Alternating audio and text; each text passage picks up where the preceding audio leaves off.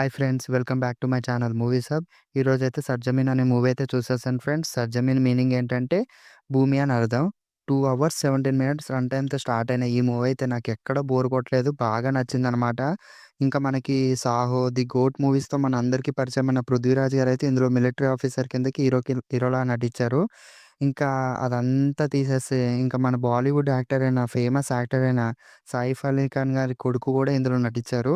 అదే ఆయన పేరేంటంటే ఇబ్రాహీం అలీ ఖాన్. అందులో ఈయన 'పృథ్వీరాజ్' గారికి కొడుకు కిందకైతే యాక్ట్ చేశారనమాట. ఇంగ మూవీ ప్లాట్‌లోకెళ్తే మాత్రం ఏంటంటే 'పృథ్వీరాజ్' గారు ఒక మిలిటరీ ఆఫీసర్ కదా! ఫ్యామిలీ కన్నా దేశానికే ఎక్కువ ఇంపార్టెంట్ ఇస్తారు. అయితే ఒక టెర్రరిస్ట్ అటాక్‌లో వాళ్ళ కొడుకుని ఎవరో టెర్రరిస్టులు కిడ్నాప్ జేసి ఒక బ్లాక్‌మెయిల్ కిందకి చేద్దామనుకుంటారు. బట్ ఆయన టెర్రరిస్టులు కూడా ఫ్యామిలీ కన్నా దేశమే ఇంపార్టెంట్ అని జెప్పేస్తారు. ఇంకా అక్కడి నుంచి స్టోరీ ప్లాట్ స్టార్ట్ అయితదనమాట. ఒక 8 ఇయర్స్ తర్వాత వాళ్ళ కొడుకు మళ్ళీ దొరుకుతాడనమాట వీళ్ళకొక అటాక్‌లో. ఇంకా అక్కడి నుంచి స్టోరీ ప్లాట్ తయారైతది. అంటే వాడు విలన్ కిందకున్నాడా? లేపోతే హీరో వాళ్ళ కొడుకు కిందకున్నదా అని అనిపిచ్చింది. నేనైతే ఈ సినిమా చూస్తున్నప్పుడైతే నాకైతే 'ది గోట్' విజయ్ తలపతి గారిది ఒక 'గోట్' అనే మూవీ ఉంటుందనమాట. అదే నాకు గుర్తొచ్చింది. ఇగ ఫ్యామిలీతో చూడొచ్చా అంటే ఫ్యామిలీతో చూడొచ్చు. ఎక్కడ మీకు బోరింగ్ అయితే కొట్టదు. ఇంకా రేటింగ్ విషయానికొస్తే నేనైతే 4 పాయింట్ ఇస్తున్నా ఫ్రెండ్స్ 5కి. ఇంకా లాస్ట్ అండ్ ఫైనల్ మనది 'మహా అవతార నరసింహ' అనే ఒక యానిమేటెడ్ మూవీ అయితే రిలీజ్ అయిపోయింది. దానికి కూడా నేను రివ్యూ ఇచ్చాను.